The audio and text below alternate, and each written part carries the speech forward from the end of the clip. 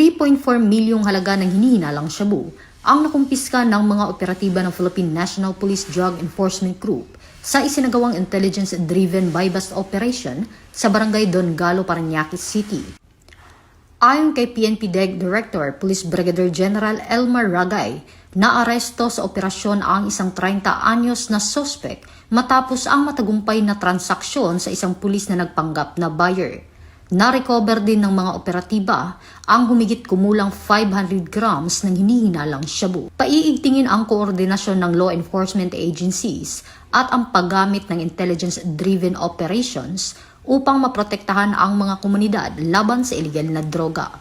Aniya, ang ligtas at maayos na pagkakaaresto sa suspect ay patunay ng mataas na antas ng disiplina at profesionalismo ng mga operatiba ng PNP sa kanilang kampanya kontra iligal na droga, alinsunod sa advokasya ng bagong PNP para sa bagong Pilipinas, serbisyong mabilis, tapat at nararamdaman.